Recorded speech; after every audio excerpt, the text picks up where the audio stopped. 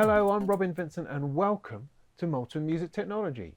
Today I'm going to do a very quick latency comparison on the Arturia Audiofuse. Now I did a review of this very recently, a very long and in-depth and involved review that covered absolutely every aspect of this remarkable audio interface. One thing I talked about at great length was the latency and the buffer sizes offered up by the Audiofuse and its driver. And I concluded that the latency performance was excellent. However, they gave you all these sort of options that you could never reach because the buffer sizes were so remarkably low that it was always going to crackle. However, a few people have pointed out that perhaps it wasn't the Audiofuse that was the trouble, but the surface that I was testing it on.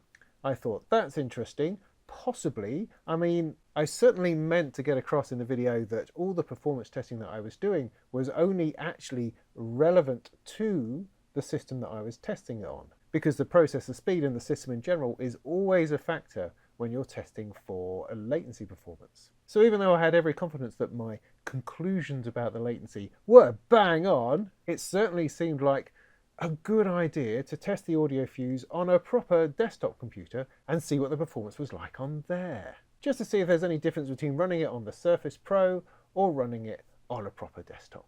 So here I have my Surface Pro 2017. It's an i5 processor with 8 gigs of RAM, but of course it's a U series processor. It's one of those mobile ultrabook type processors that are awesome for mobile platforms, but not exactly the same or even remotely like anything that gives desktop performance. The audio PC that you can see over here, just come around a little bit, this fella, which I've just built, is also an i5 with 16 gigs of RAM, but it's a desktop processor. It's a Core i5-8600K, which is very much a different situation, a different environment, a different platform than the humble little Surface.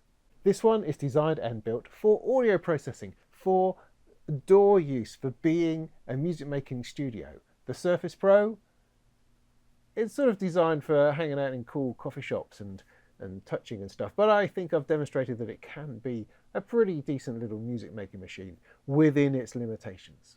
I'm not going to go into masses of depth like I did in my original review. I just want to do a simple comparison just to show if there is any difference at all. I'm going to use a very simple test. We've just got Cubase open with an instrument loaded and a simple patch.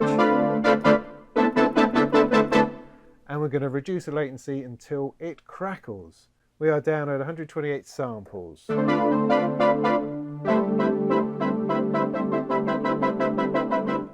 Now this is with safe mode disabled. Safe mode introduces a couple more milliseconds of latency to ensure that the playback is good and glitch free, which is what you want. And actually that works really, really well because it still gets down to very low latencies of about 2.5 milliseconds for an output latency.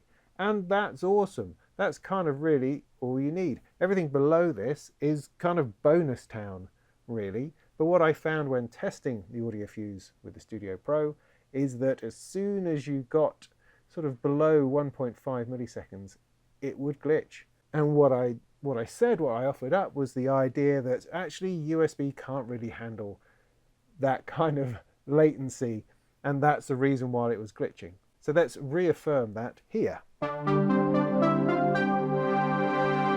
So at 2.5 millisecond output latency, it's fine. Let's reduce that down to 64 samples. Now this takes us down to an output latency of 1.5 milliseconds.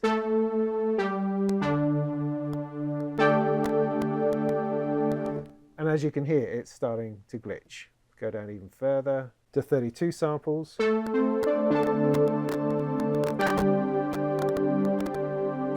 We are in glitch town. That's what I saw before, that's what I'm seeing this time. And that's why I said that these lower buffer sizes weren't of any use to us. However, let's try it on the desktop machine. So I now have the Audiofuse routed up this cable plugged in the front of my audio PC. Same deal as before with the retro log loaded, buffer size set to 128, output latency 2.5 milliseconds. Playback is perfect. Let's take it down to 64, which gives us the 1.5 milliseconds we had on the Surface a moment ago.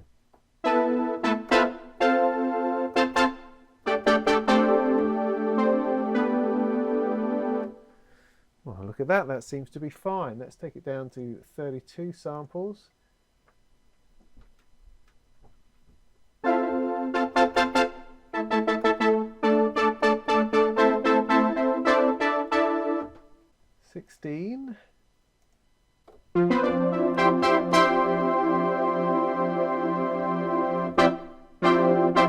Now, even though the output latency here isn't going down, the overall latency of the system has got very, very low, and it requires the computer to work very hard in order to move the audio out without any glitching. I mean, it's down to almost that 3 millisecond round trip latency that they talked about. If I go down to 8 samples, which is the lowest setting,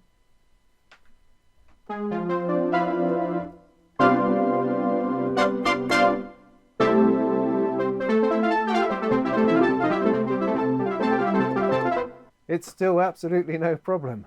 I mean, I wouldn't say that 8 samples was particularly stable, because I have had the odd crash when testing this out. So, you know, I think 8 samples is really caning it. It's really kind of hitting it on the edge there. But here it is. It's doing exactly what Arturia said it would do. A 3 millisecond round trip latency down to 1.5 milliseconds on output on a desktop Core i5 computer. So what does this mean? Does this mean I was wrong before? Well, sort of, but not exactly. I mean, I did attempt to stress in the review that the figures I was given and the performance results I was given was only really relevant to the Surface Pro. However, I completely concede that I did not really stress that. I didn't put that across as well as I'd hoped. And so hopefully this little video will clarify that. So what have we seen? We've seen that the Surface Pro I'm running here, running with the Audiofuse, can achieve excellent latencies of down to about 2.5 milliseconds output latency. And that, for any mobile device, any laptop, any Ultrabook, any hybrid, that kind of thing, that's an excellent latency result, which is something that I, celebrated and made a big fuss of in the review. So the latency is excellent. However, it can't access those really, really tiny, weedy buffer sizes that the Audiofuse offers. However, on a desktop computer, on a proper one, designed for audio and DAWs and music making and that kind of thing, the sort of thing that Molten Music Technology builds, that computer was fully capable of accessing even the tiniest buffer sizes down to 8 samples, which is ridiculous, a ridiculously low buffer size. But it could access them, it could use them, and it gave us glitch-free playback. So what does that mean? It just means that a proper desktop computer running a desktop Core i5, i7 processor is just a lot better than a mobile device, than a Surface, than a laptop. It's better at doing it, it's more efficient, it has more power, it's able to deal with the data going in and out so much better, and so it can take full advantage of the Audiofuse's awesome drivers. Laptops, Ultrabooks, Surfaces, mobile devices are just not the same when it comes to music production. I know we all get confused because everything's a Core i5, everything's a Core i7 these days, and we're kind of fooled into believing that they are the same or similar, and they're not. They're not at all. You've got to look at what series those processors are. So with a U series processor that's in a laptop or a Surface, those are designed for power saving, to be extremely efficient for a very little amount of power. But that is at the cost of raw processing power to move data in and out successfully. For everyday tasks, absolutely fine. For doing something really high level like audio, it will struggle. However, as I've shown, the Surface Pro is an awesome little machine for doing a certain amount of live performance and studio work and music making. So don't assume that therefore the Surface is somehow rubbish. It's not. It's certainly adequate, and it can run the Audiofuse at a very low latency.